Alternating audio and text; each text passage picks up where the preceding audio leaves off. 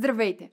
Аз съм Маглена и в днешния епизод на Културни маршрути ще ви представя арката на свободата на Троян от една доста различна гледна точка, а именно отвътре, защото успяхме, освен да влезем в арката на свободата и да заснемем кадри. В края на това наше преживяване се оказа, че това е доста рисково начинание, затова аз изобщо не ви го препоръчвам, но ви предлагам да се насладите на кадрите, които заснехме с колегите.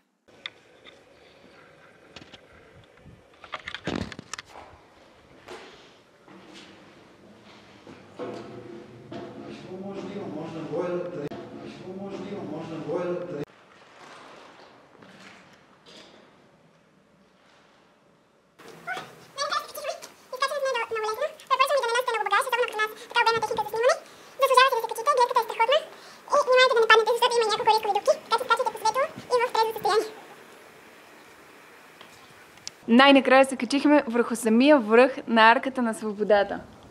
Можете да видите само каква гледка има тук, а на живо е доста по-добре, така че отново ви призовавам да дойдете и да видите сами.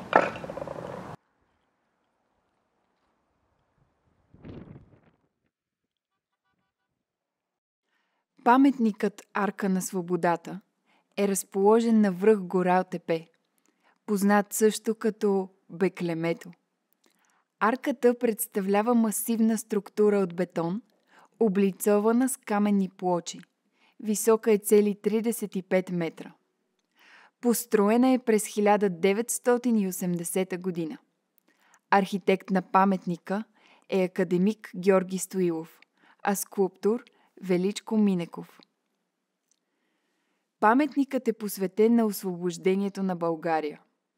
В основата на арката са поставени барелефи на български хайдути и на руски войни.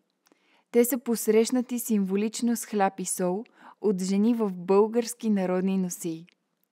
А местните хора наричат шеговито паметника чорапогашника, заради причудливата му форма.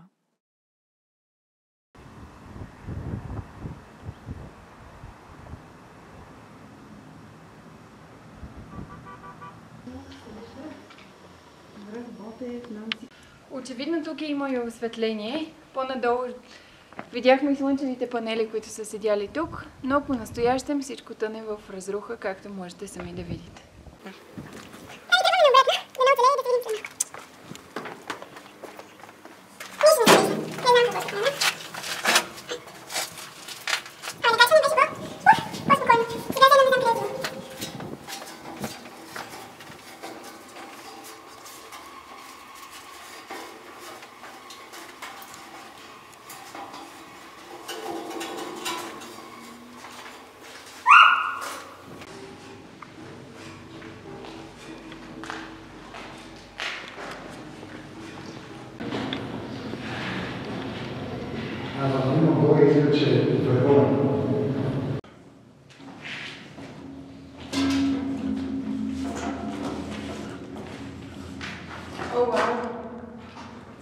Явно бяхме до тук.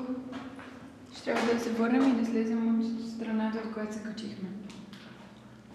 Явно не са много надежни тези стълби. Чакайте да се осветим, да виждате. Така че по-добре да се качвайте до върха. Вече ви показахме как да вижда.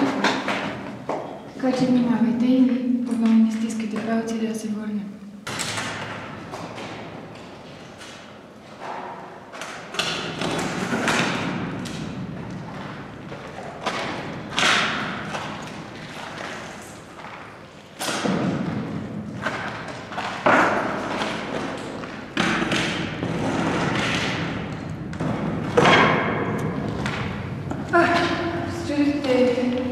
Какво правя? Предвече пъти стъпището, което е рисково изчупено, за да може хората да не рискуват живота си, като екипа на културни маршрути.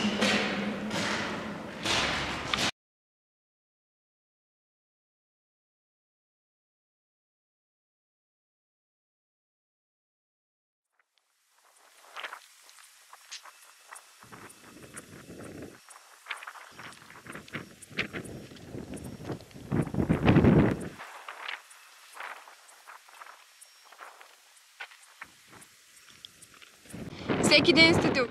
Да. С овцете? Слушат ли ви? Слушат. Харесва ли им да пасат около паметника? Ами, какво да правят, ще пасат? Свикнали се и с хората? Да. Идват ли много туристи? Пълно е. През седмицата или само уикенда? Не, само събота и неделя. Събота и неделя, да. Имате си кучета, много верни пазачи. Да. И страхотна гледка тук на цялата планина.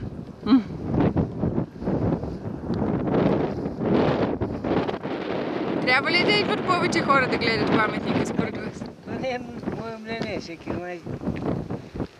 си мисли за него.